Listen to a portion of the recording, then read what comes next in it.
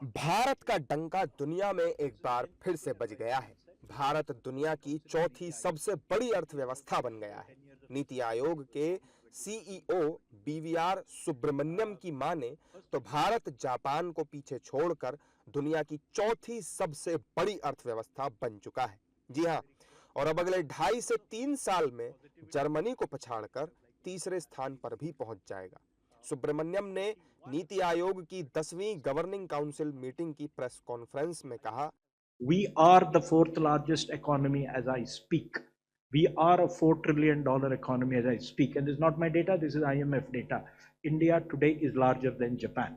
It's only the United States, China, and Germany which are larger. And if we stick to what is being planned, what is being thought through, it's a matter of another 2.5 to 3 years, we would become the third largest economy.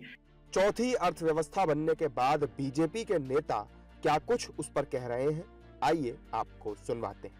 Shyam steel flexi strong TMT बार, ये strong के साथ flexible भी है। आपदा मुसीबत कोई भी आए, ये घर को अटूट बनाए। जब टीएमटी फ्लेक्सी स्ट्रॉन्ग, तो घर रहे हमेशा के लिए स्ट्रॉन्ग। जब नरेंद्र मोदी जी प्रधानमंत्री बने थे तब हम 11वें स्थान पे थे। वहां से एक लंबी छलांग लगाते हुए हम 5वें स्थान पे पहुंचे थे। अब इंतजार है हमें वर्ल्ड की थर्ड लार्जेस्ट इकोनॉमी। अब मतलब हम लोगों से ऊपर सिर्फ चाइना, यूएस और एक जर्मनी, जापान को हमने पीछे छोड़ा है। देश दुनिया भर की चौथी अर्थव्यवस्था के ऊपर आ गए हैं। अभी जापान को हमने पछाड़ा है और मैं समझता हूँ 2027 तक हम दुनिया की तीसरी बड़ी अर्थव्यवस्था में पहुँचेंगे। $5 ट्रिलियन तब तक हमारी अर्थव्यवस्था होगी और 2047 तक हम एक और बड़ी छलांग लगा करके हम अपेक्षा तो करते हैं कि कहीं पहले दूसरे स्थान पर भी पहुंच जाए। लेकिन देश की अर्थव्यवस्था को आगे बढ़ाने का जो कार्यक्रम मोदी जी ने दिया है, शायद दुनिया का कोई और नेता इस प्रकार सोचता हो। हमारा हर व्यक्ति आज इस मनोभावना को लेकर के चल रहा है कि अपने देश को आज़ाद हो, यानी जब 100 साल हो जाएंगे 2047 तक, तो देश विकसित देश बने और न केवल देश बल्कि हर प्रांत विकसित प्रांत हो। ये स्टाइल का मामला है। रूपा फ्रंटलाइन।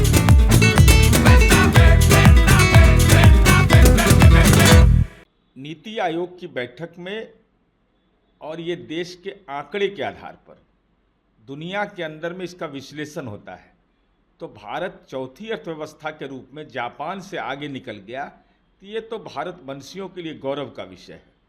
और भारत उन चुनौतियों के बीच, जब आतंकवाद जैसी चुनौती से हम जूझते हुए अगर हमने छलांग लगाया है, तो आदरणीय प्रधानमंत्री जी और विभिन्न राज्यों के माननीय मुख्यमंत्री जी, तमाम भारत के आम नागरिक या देश के श्रमिक, ये सब बधाई के पात्र हैं।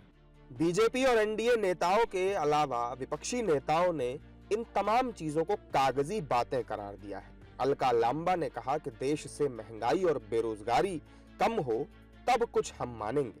देखिए, हम कितने मजबूत हैं ये तय होता है कि देश की गरीबी, बेरोजगारी, महंगाई कहाँ खड़ी है।